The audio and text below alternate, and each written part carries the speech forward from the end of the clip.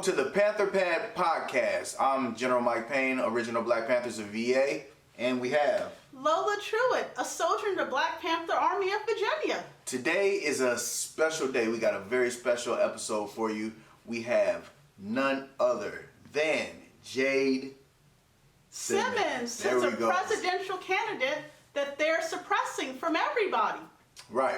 And, it's going to be a really exciting show, a lot of information. So I urge you to just really pay attention, watch, check it out. And we're going to jump right into it. How about that? We ain't going to hold you up and talk to you forever. We're going to jump right into it. Let's get it. Hello. Hi. Hi there. How are you? Doing well. How about yourself? Thank you. I'm good. I'm so sorry about the time mix-up on our end. That was our mistake. Oh, no, it's fine. It's okay. We're just glad to have you. I'm excited to be speaking with you tonight. Thank you for having me. This means a lot. We're so appreciative of all of the different independent media personalities, podcast hosts who've made room for us. So thank you for having me. Oh yeah. Yeah, we're really happy. We was excited. We've been thinking about it all week. We're like, oh yeah, this is gonna be a good one. This is gonna be great. Let's do it.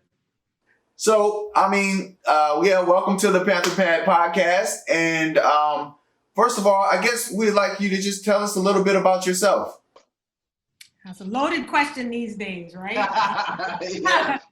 Yeah. The basics. I am a proud wife, mother, business owner. I began my career as an artist. Music is still a huge part of what I do. I'm one of the most sought after professional speakers in the nation. And I have the honor of being one of those rare birds whose job is actually her passion and her purpose. So pianos come with me wherever I go usually, and no matter what I'm speaking on, I'm usually brought in to speak on leadership, transformation. A lot of the big name corporations bring me in to speak on change, how to navigate difficult periods of change. And I usually use music to kind of drive my points home. So you're looking at a person who's now vying, of course, for the highest office in the land. And it's because I really feel our country is in desperate need of a whole new type of leadership. And so the varying things I've been blessed and privileged to do over the years, I feel really lends itself to the type of leadership we need now, one that specializes in a whole new level of communication. Because if we look at the two choices we've been left with, y'all, I mean, in the major parties, communication is not a strong point on either side. And this time is too dangerous to have somebody either instigate us through or fumble us through this time. So I'm leaning heavily on my skills as a communicator, but also my skills as a creative person who comes up with solutions. I'm brought in to find uncommon common ground. And if we ever needed to find common ground in any more divisive time, you let me know. But this feels like, one of those such a time as this season. So I'm proud to lean into a moment like this. Okay. Now, what is your economic plan for America as a whole? Because I asked this question because, we have to realize running for the presidency, you're gonna be the president of all of America, not just Black people, but all of America. So my first question is, what is your economic plan for America as a whole? Yeah, thank you for asking it in that way. It's funny because we're so used to the power paradigm, mostly of two white men at the top, and nobody ever asked them, okay, now we just trust that their economic plan is for everybody. Nobody ever asked them if they're going to have trouble serving all the other people they don't look like. And what I get excited about is when you look at the history of Black women in this country, we have always been in positions of power. We've always been in places of building infrastructure. The entire economy was built on the babies we birthed for this nation. Don't get me started on that. So when you talk about a plan that we must have, the thing that Americans can look forward to is that when you look at Black women in leadership, our plans have always been inclusive. And so I come to the table proudly serving as a president for all, which is why you see me focus on paradigm shifting. Our economy is no longer a humane economy. So even the very kind of idealistic notions of capitalism aren't even existing right now. We have the most corrupt form of capitalism that's reigning right now. And you're seeing not just Black people, but the majority of Americans be disenfranchised. There's no reason that 0.01% of our population dominates 90% of our wealth as a nation.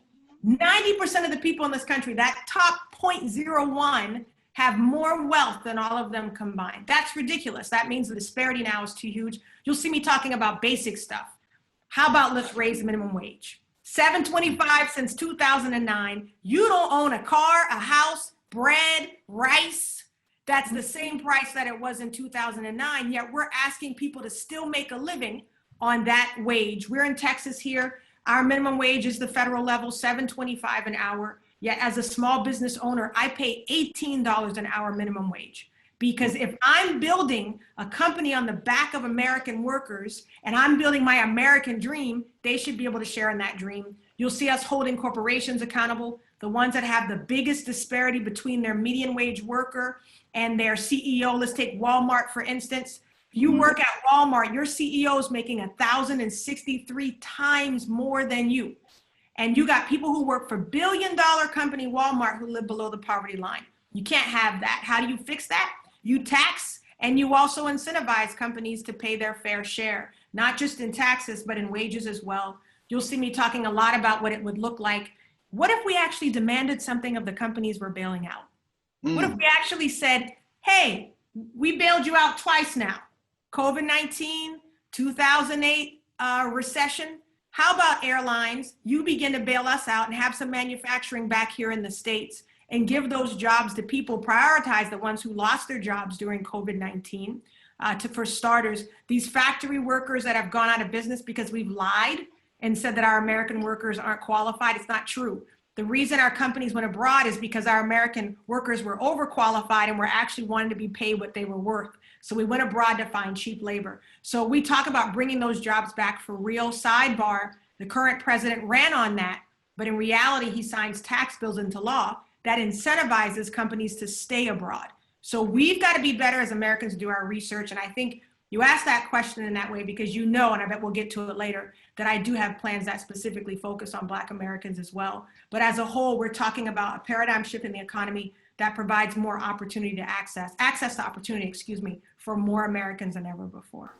Okay, so wow, that's great, and I'm glad you brought that up too, because the minimum wage situation would help a lot of people. I mean, if that really raised up, a lot of people would be in a better position. And we all know when the poverty level goes back up and everything increases and the economy gets better, we know the crime rate goes down. All these things start to fix themselves. So that's really important. I'm sorry, I wasn't specific. So what I look at, this is why I tell people, stop cowering behind these red and blue party lines. Right. These false loyalties that we've been letting be entitled to our vote, and they have not served us powerfully. I don't care what side of the aisle you're on. And so I tell people, we've got to, first of all, free our vote from those party lines. Politicians should be up in arms every 2 years wondering what we're going to do. They don't lose sleep over us because they figure they've got us in the bag. Oh, they're Christian. We know they're going to vote red. Oh, they're Black. We know we got them there in the blue. That's our fault. We've done that. So I mentioned that because the minimum wage, mind you, has not been changed since 2009. We've had a Black Democratic president and a Republican president in that time period. So it's not just about switching the color. You now have to switch the entire game, and to have an independent in office means that the mandate of mine is coming from the people. It's not coming from a party. So the minimum wage, I say, upon day one of the executive orders I'd like to sign into law is raising minimum wage immediately to $10, almost an emergency raise. My ultimate goal is $15 by the end of not the first term, the first half of the term. They've been trying to raise minimum wage for over 12 years. Why haven't they done it? Here's the other reason that nobody else is going to say to you if they belong to one party or the other. You're only going to hear Republicans saying this. When you raise the minimum wage, it's difficult for small business owners like myself because it requires us now to pay more with less revenue than the big corporations have. So I believe that when you first raise it, you allow it to be gradually raised for small business owners. They get more time to meet that minimum, but we all have to level up. We can't expect workers to keep working this way and not have their work be worth it. Right. Okay, and I had a question to ask you, Ms. Jade Simmons. Now, would you give companies different incentives to hire more people when the minimum wage goes up to where they can afford it? Because one of the reasons when they start talking about raising the minimum wage, you have big corporations talk about, well, we wouldn't be able to give everyone health insurance. We wouldn't be able to afford, the pay increase, because that means managers would have to make twice as much as a minimum wage worker. A lot of businesses were afraid, and then they start hiring less people. Then what they're doing now is going to artificial intelligence, which means they have more machines taking jobs such as the cashiers.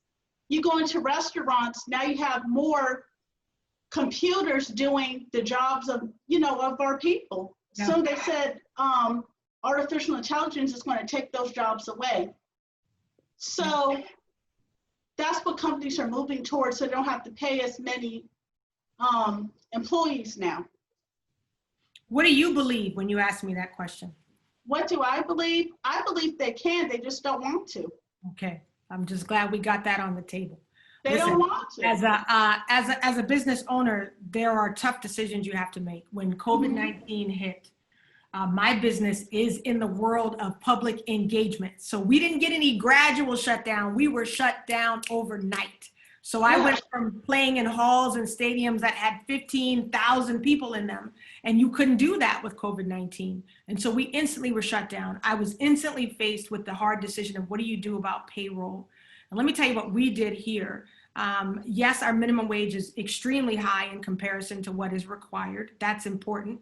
But what we did was, as we phased into these pay cuts we had to make, guess who took the first pay cut? Right? Guess who took the largest pay cut? Because since I make more, it's my company, that means most likely I have more in savings, I'm more set up, right, to be able to take the brunt of that. And that's what we did. Was that fun? No, it wasn't fun, but it was rewarding because the people who work for me got to see how much they were truly valued. And to me, we have to enter a season where our leaders, not just the president, prioritizes people over profit. Here's the catch. When you prioritize your people, what you gain in loyalty and commitment and determination, dedication comes back to you tenfold. You see, my people aren't going to go anywhere because they know how much I value them. We as a nation now have to, as corporations as well, have to start showing our people that they are valued. You can't tell me you can't afford to raise the minimum wage when you're paying your CEO 1,000 times more than your minimum wage person. You've got some room. And so what we need to see is some of these CEOs saying, take a little bit off the top here. Some of these VPs saying, take a little bit off the top. Take some of that stock buyback, let's put it back in and invest it into our people. And so there are options. We're just now at a season where we have to ask ourselves, what is it we truly value? And so the artificial intelligence thing, though, is a whole other issue because that's an efficiency issue. That's coming. We can complain about it all we want. It's coming. And we do a disservice to our American workers by not training them to be a part of this technological process. These machines still are going to need operators. They're still going to need people who come in and fix them when they break down because they are that. They are not real. And we're also doing a disservice in our education. That AI question really has to be dealt with our elementary kids now. We're still training them like they are going to school in the 40s and 50s to come out to get factory jobs or to work by rote when we're closing down factories. As we teach them, we should be teaching entrepreneurship. One of the things that I want to do for Black America specifically is to see entrepreneurial charter schools in our communities that are open to not just the students, but the parents, has financial literacy as a part of that. But our kids need to be learning entrepreneurship. Even if they don't open their own business, they need the mindset. You see, the mindset of a producer. That's what we should be raising up now as a people, as an American people culturally, but also for African Americans in general. So two different questions there really. AI is coming, we need to prepare for it. Don't believe the hype about they can't afford it because they can. So yeah, I would like to get into that as far as a plan to uplift or help the Black impoverished community. What exactly do you have planned for that besides what you stated, or if that's it, that's fine. But yeah, please go in on that. First thing I want to do is separate Black and impoverished. Okay. I want to separate that because I want us to understand, we know this, us talking, we understand this, but the narrative forced down our throats is that Black and impoverished always go together and that's all there is. And so the reason when that narrative is forced, whenever someone comes forth and proposes plans for the Black community, then the narrative is they're just giving handouts to people who don't want to do nothing. That's what the underlying byline is, which means when you say we are giving bailouts to our corporations, nobody's talking, they don't call those handouts. They don't call it socialism. They don't call it welfare. It could easily fit into any of those descriptions if we wanted to. We choose to call that something different. When we do programs for small business owners, we don't call those reparations, right? So I like to really use vocabulary in a different way because it has been the thing used against us. And so the programs that I propose for Black America, it's called Breakthrough for Black America. And the emphasis is on reinvestment in our communities, and as well as this idea of restitution. And so I break that down into three main areas: economic reform, education, education reform, and law enforcement, reconstructment, criminal justice reform. We started with education because all the news is talking about after George Floyd, of course, is criminal justice, police brutality. That's great. But even if you get all the dirty cops off the street and you still leave us in these schools where our curriculum is backwards, we're not getting the best teachers, we're not getting the funding, you haven't done anything. Even if you fix our schools and we still can't get a loan for our businesses, we still can't get capital, you haven't done anything. So you'll see Operation Restoration 2020.com. I think you can also get there, Jade Simmons 2020.com. You'll see a whole section called Breakthrough, Shades of Breakthrough. And there you'll find Breakthrough for Black America. I would proudly be a president to all, but I will also be unapologetically a champion for historically underserved communities. And at the top of that list, African Americans. There's no other way to say it. We rank number one on that list. And so what happens now is when you have 400 years of systemic injustices, and it's systemic racism and a systemic heart issue, which is a whole other problem there, you have to spend at least the next 100 or two rebuilding in now what I call systemic success. Let me give you some quick specifics there. In the education aspect, I told you about the entrepreneurial charter schools. We have to restore the way that we teach. Really, it's not restore because it's never been right. We have to reconstruct the way that we teach history in our schools. My father's a civil rights activist. I had the honor of when we got home from school, we got a whole different lesson in history. So we grew up knowing about the history of Africa, of African Americans. We learned a lot more than slavery and Jim Crow. And that made a big difference in how we saw ourselves and our place in the world. And so that change doesn't just help Black students, helps us as a universe be able to understand ourselves differently. When our white peers in school are understanding that I'm not just a slave, I didn't just emanate here as a slave, and they understand that the same way we learn about the Chinese dynasties, right, and the European kingdoms, they understand that we're on equal footing from Jump Street. That changes everything. When they understand that Egypt, by the way, is Africa, you notice how we've always taken that out and put it over here? Absolutely. It's the same, and we've honored Egypt while dishonoring Africa. So I think that change is long overdue, and I think it'll help teachers as well as students of all race. Economically speaking, we got to look at fully endowing our HBCUs. They put out too much good product for us to allow that to flounder. You'll see me talk a lot about what I call the new Marshall Plan. We went all the way to Western Europe, invested $12 billion back in 48, and we did that under the, I don't want to say guys, we did that under the platform of rebuilding their economy after the devastation of the war.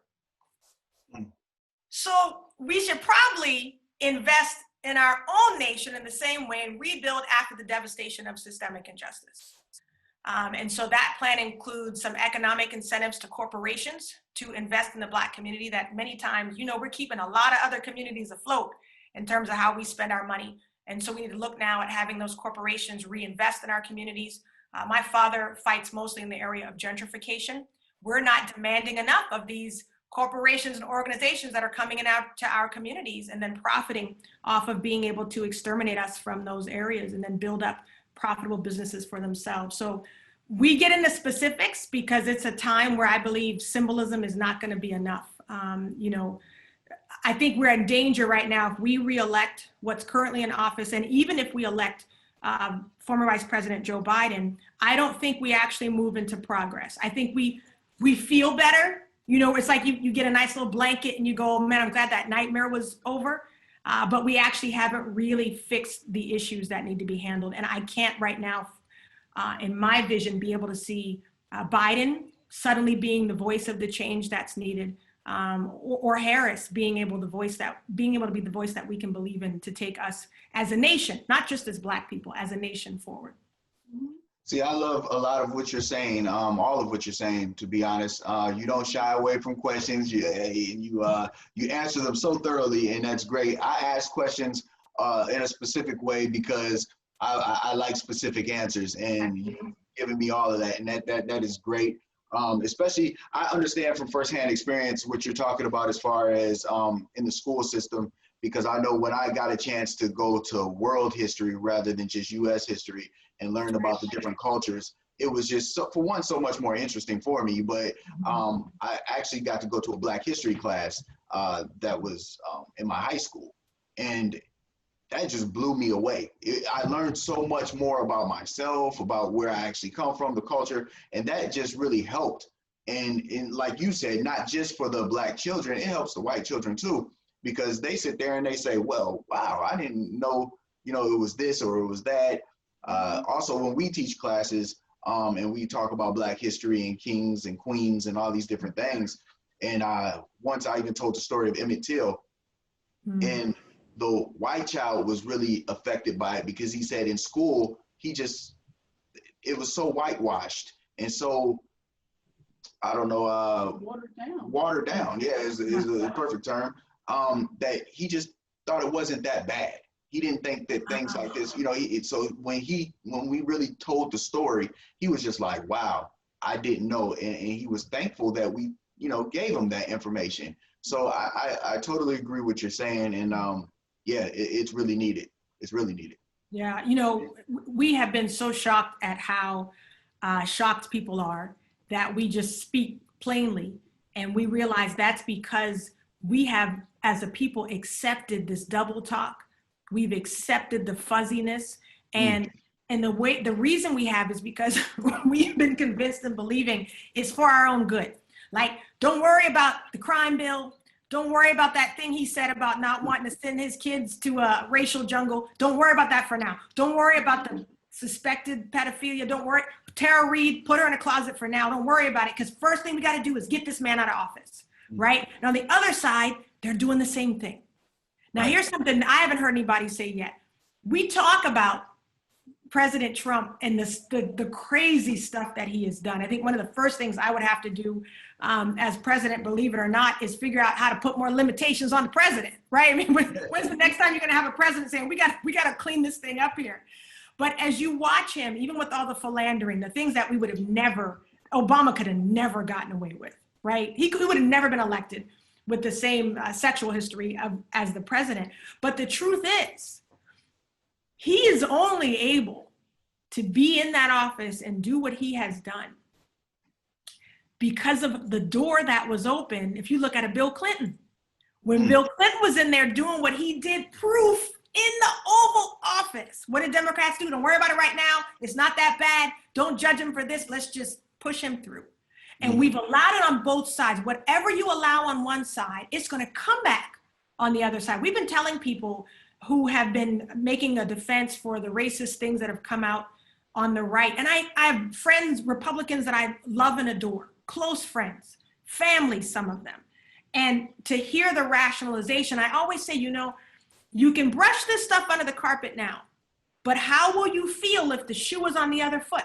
And that's what people get, this nasty little pendulum that keeps swinging back and forth. The thing we make excuses for will be made as an excuse for our own mistreatment. There's an incredible scripture and Lamentations, and it's talking about the knees no lie, talking about the knees on the necks.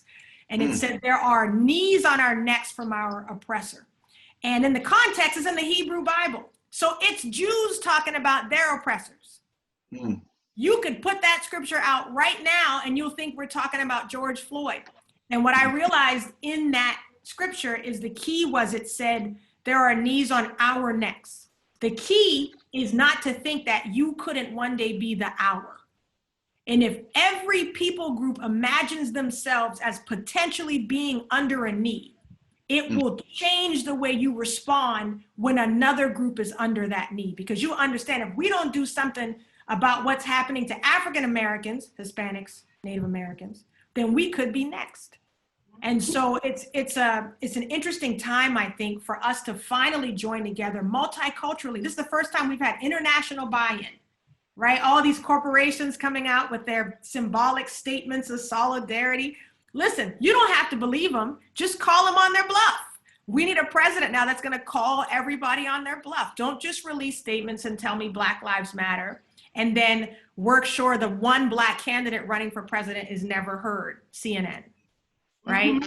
Essence, Ebony, Fox, right? So we've got to call people out in this season now and be sure that we're not settling for the symbolism that I believe is running rampant. Somebody, told me, oh, look, they're going to name a street after George Floyd. I said, I bet you George Floyd would rather be here than have a street named after him. Absolutely.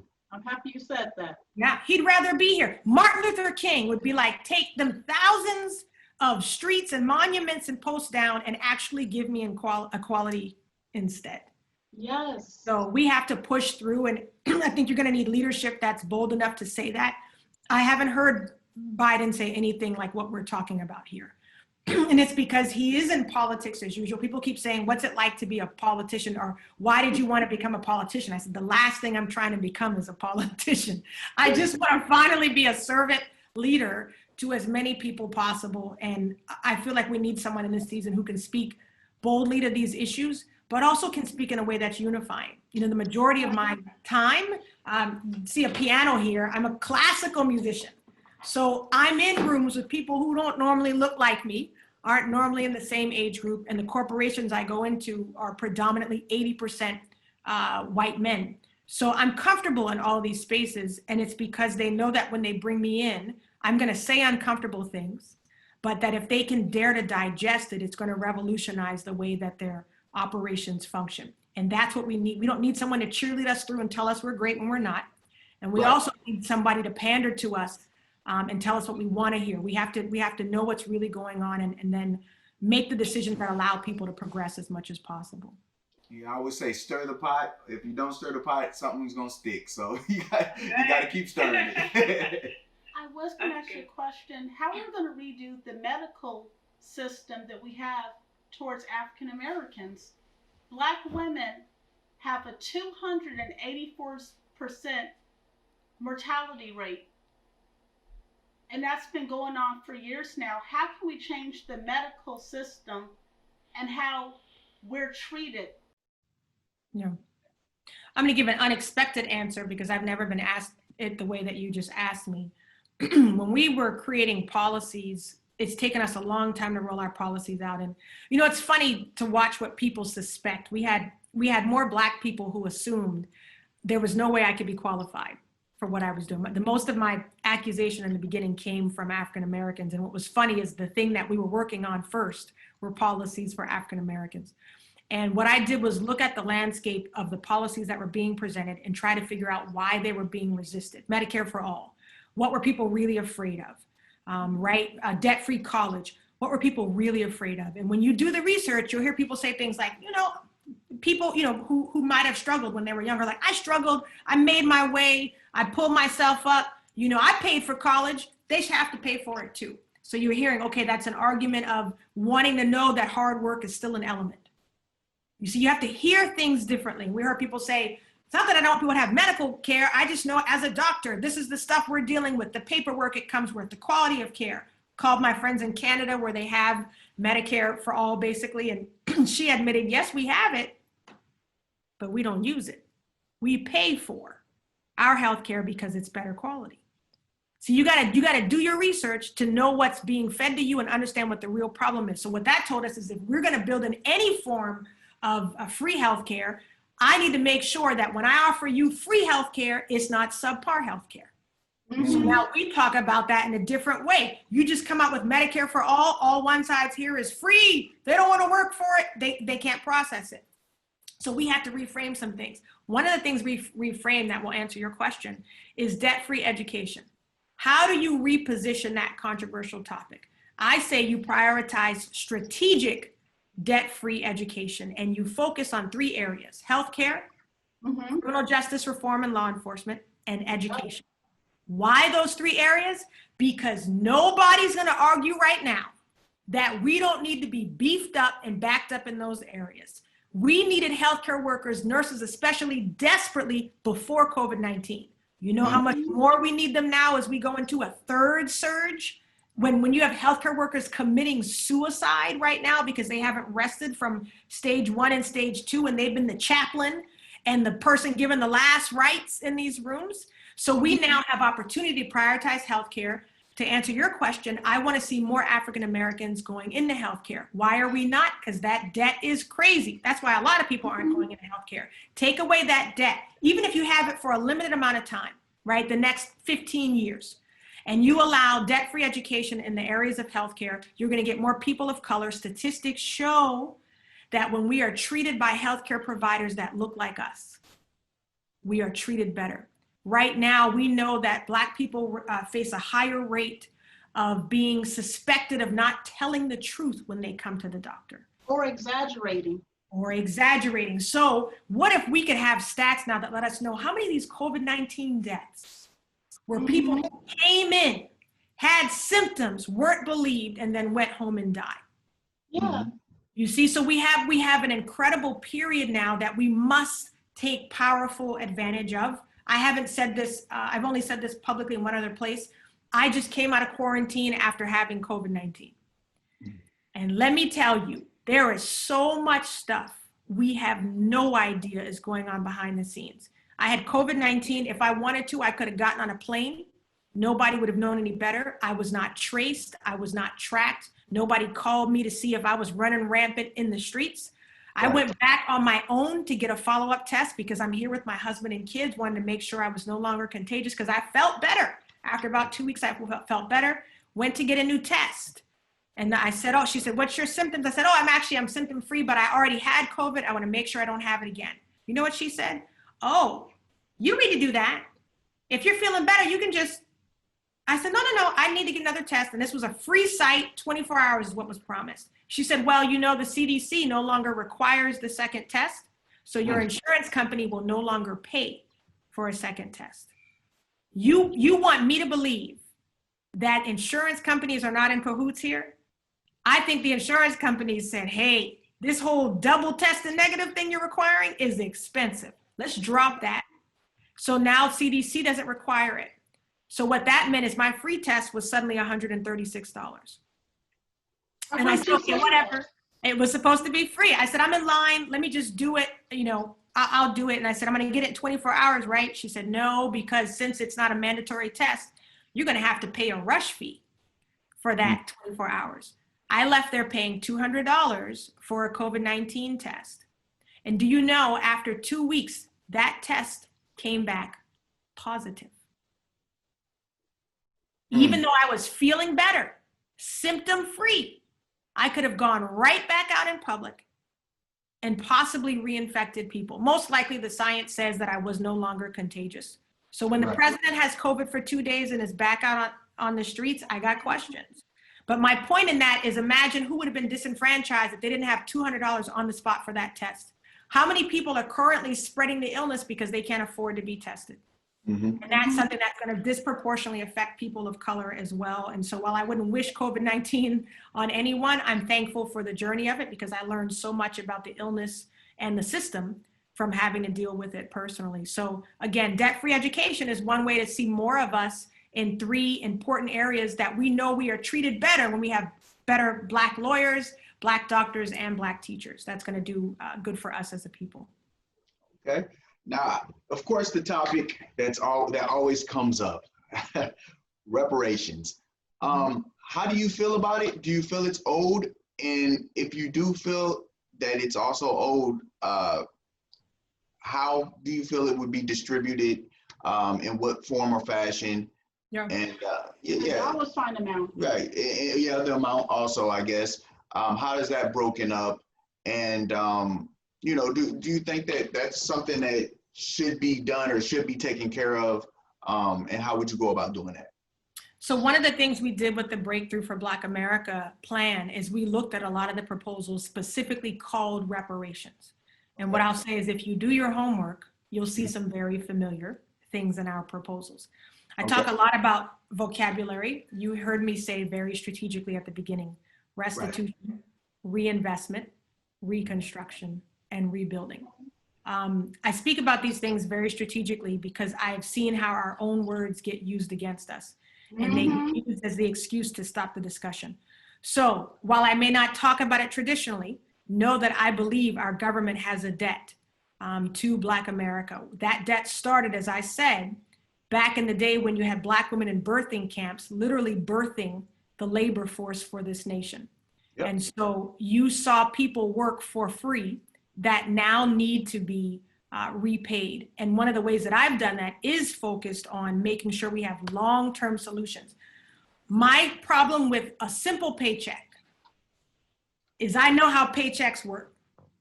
When I pay you, I'm gonna need you to get out my face. Don't come back and talk to me about discrimination. Don't tell me there's still bias where you are. Once I hand you this check, I don't wanna hear anymore. And I know that the check by itself is not going to do what it's supposed to do. Before any money is paid out, we have to have financial literacy as well in place. And I want to make sure that we have structures on the ground that are ready to receive the outpouring that I do believe is due to us. You'll see me building a lot of this repayment into long-term programs that allow sustainable success. So I think about one of the amounts that I saw, which was close to 240,000 maybe. Another amount I saw amounted to something about $30,000 annually for a limited amount of time. Here's the problem. Let's say I wanted to now send my kids to school from that check. I went to Northwestern. It was $28,000 a year when I was there back in 2000, 2001, and that was so expensive back then. Northwestern is now $48,000 a year. If I wanted to send both of my kids to my alma mater for all 4 years, that check wouldn't cut it. So what I need to know is that whatever we build has long-term viability to it. So we don't have any program and anything that we've mentioned that talks about cutting a check. What we look to do is build in systemic success. So again, I don't speak about it in the same way. I'm strategic in how I do talk about it because I want the discussion to actually lead into progress and action.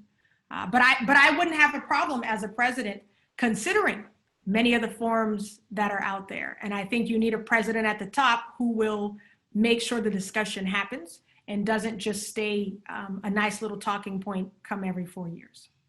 Is that clear? Absolutely, absolutely.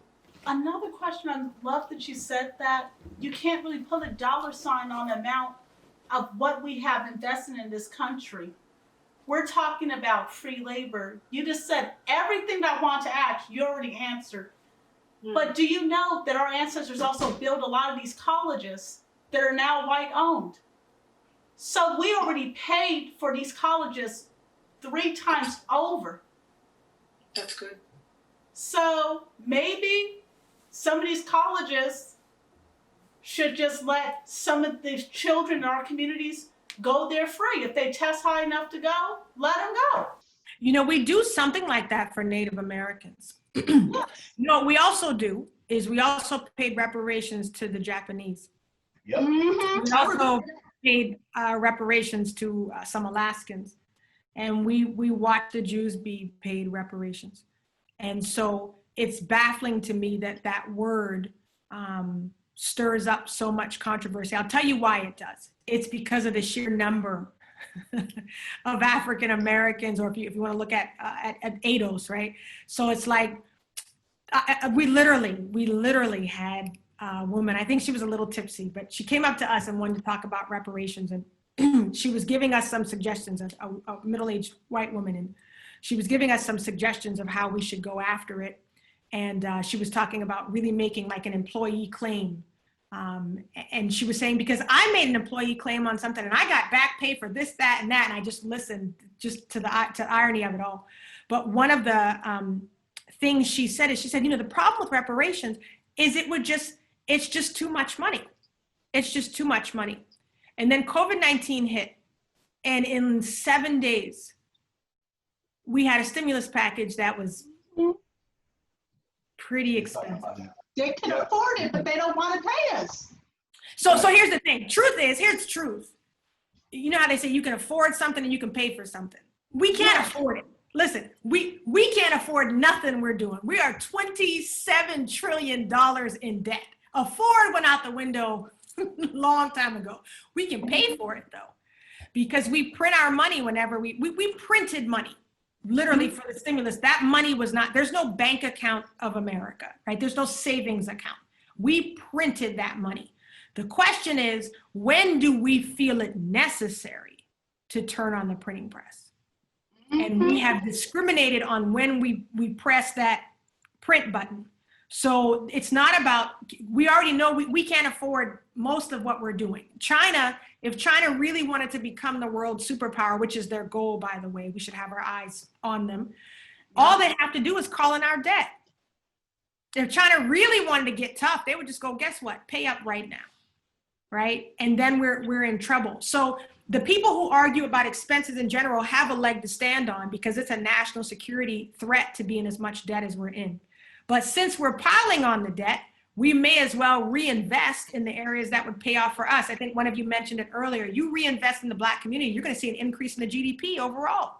Yeah. Right? $13 trillion, I think, has been attached to what racism has cost the Black community. When you invest specifically, not just minority owned, that's a nice phrase, and you do need minority owned stuff, but you need stuff specifically directed towards Black businesses, Right. as Black home ownership. You got to get specific. Because as that very generous, wonderful term of minority owned, we know that the majority of minority owned grants go to white women, right? Because they are a minority in comparison, right, to the white man, but they are not the disenfranchised minority that these programs were intended for. So now what do? You rectify the situation. We have to get segmented in our responses. And my people who think that that's reverse racism don't understand the history of how these programs have not done what they were supposed to do. So you'll see some specificity.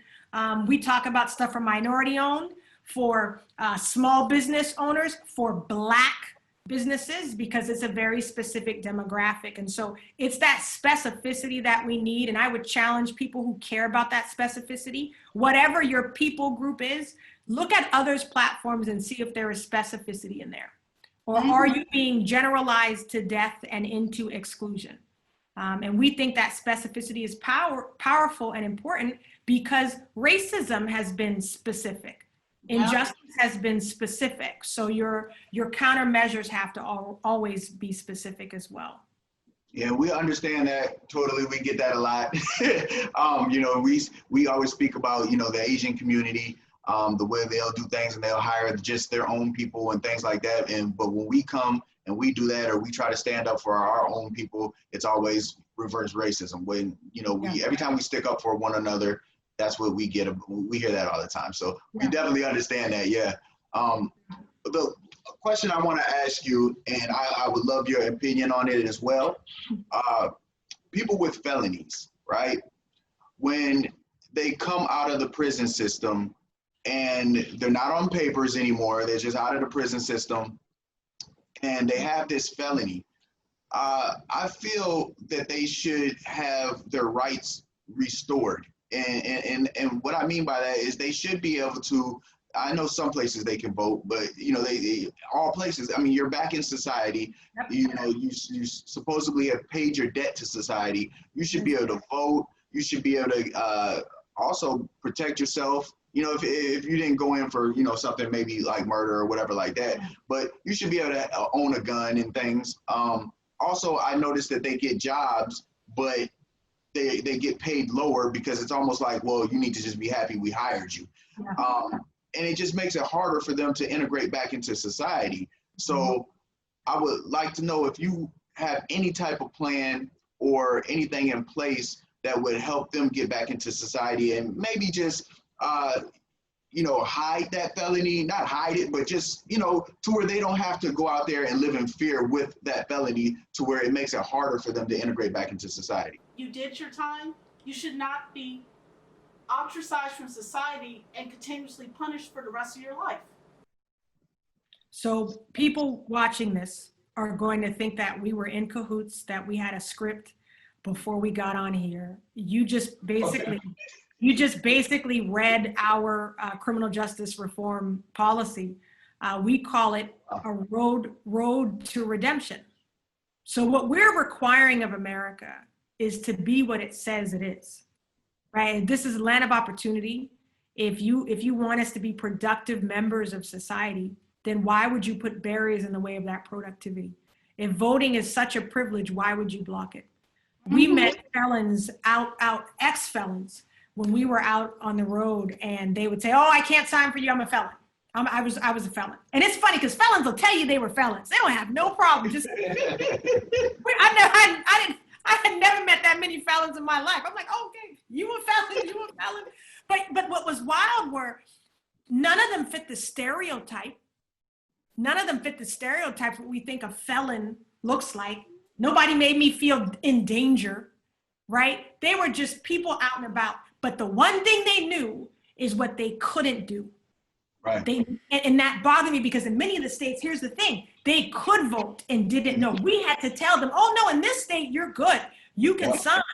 And we would say, are you off papers? Which I didn't even know that phrase a couple years ago. I know it now. Are you off papers?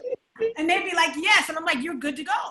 And then others would say, I thought I could vote and I went last time and they told me I had to go to a different precinct and they got shuffled all over and got frustrated and didn't vote. We focus on that because our specific programs start from a place of this. Everyone at the core is human. How do you serve each human in the situation they're in? So we don't look at people as felons. We look at them as humans first in this situation. Now, whole different discussion, right? For people with violent crimes on their record, that's a different, you have to deal with that a different way. But when you look at the majority of the incarcerated, they've done their time. Some of the things we look to reform or we look to specialize in is really being able to deal with employment discrimination, where formerly incarcerated are concerned.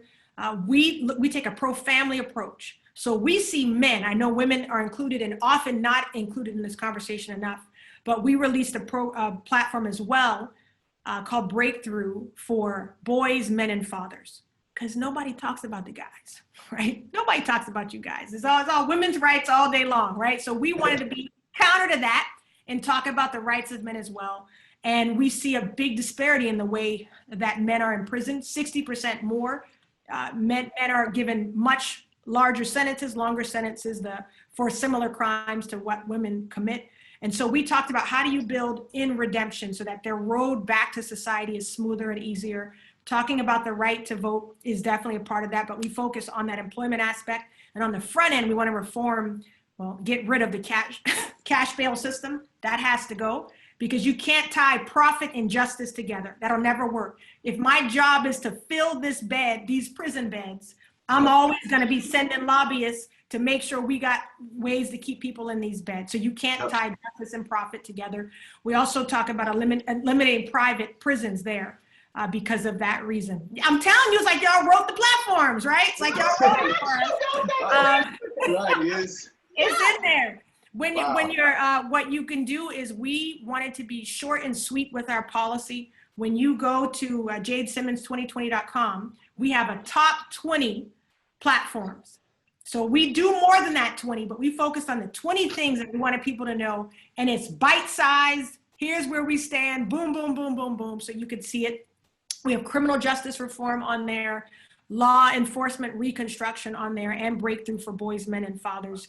And we talk about it again in a way that nobody else has. And the good thing about doing criminal justice reform is that affects everyone. Right. It's not just Black people in prison. It affects everyone.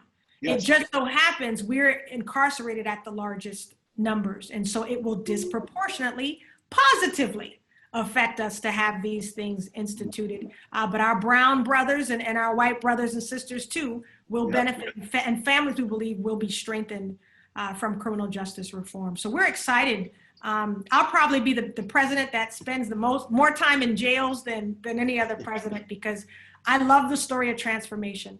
And if I have a great fault, it is probably believing maybe more in people than they do in themselves at some point. But I think that's a good fault to have as a leader, to be able to see way into the future about what people can be. And so you can't have that many people, in our jails and not believe there's not some good resources in there that as a nation we could benefit from if only we help them, the ones who have paid their time and are ready to do right. I think that's a powerful move that we can make. Right. Well, that's about all of our time. I'm sorry. I would love to talk to you forever. First of all, we would love to just really thank you so much for coming on the show. Thank you for doing everything you're doing. These questions we had, we literally, she had some questions, I had some questions, and we were like, okay, we gotta make sure we're not asking the same questions. Definitely not scripted. This is stuff we just, we speak about a lot of different things in the community, and it's refreshing to hear someone that's on board with a lot of that, and that's just for making, this a better place, and that's really down for the cause to improve the livelihoods of everybody, so we appreciate you, and we thank you so very much. Listen, we one of the things we didn't expect was such a mainstream media shutout. I mean, we've really been directly refused from media, which we know is controlled by these two political parties. So it's been hard out here for an independent, but we just think that was the only way to do it. So for once, people could go to bed at night not having to wonder whose side their president was on. That was important to us. And so it's been an honor as well to be embraced by young Black leaders like yourself.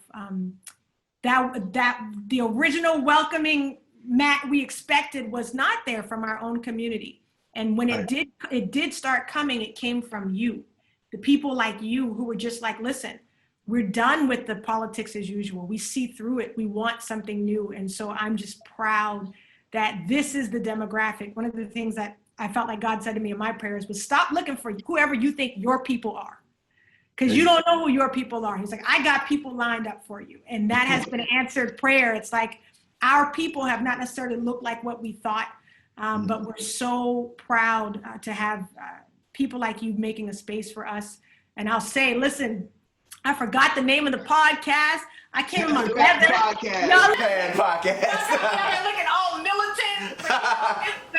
It's good. I love it. I think I don't believe in coincidence. So this feels good. Thank you guys so much for having me. I'm appreciative and so grateful for the respect that you have shown me, as well as the enthusiasm and daring to ask me hard questions. That's been important. So thank you for all of that. Thank you. I appreciate you, and you have enjoy the rest of your evening, I guess. Yeah, what time is it? Enjoy the rest of your evening. And we thank you once again. Appreciate it. Okay. Thank you guys so much. Have a good night. All right, you too. Bye. All right, that's a great show we just had. Jade Simmons, go out, vote for her. She was amazing. Every question that I was going to ask, she answered. She really paid attention to everything that Black people have been talking about forever. She has a plan, an idea of how she's going to implement it all. Get out and vote for Jade Simmons. Yes, like, subscribe. We'll be back next Friday at 7 o'clock. And don't forget to share our podcast. There you go. All power to the people.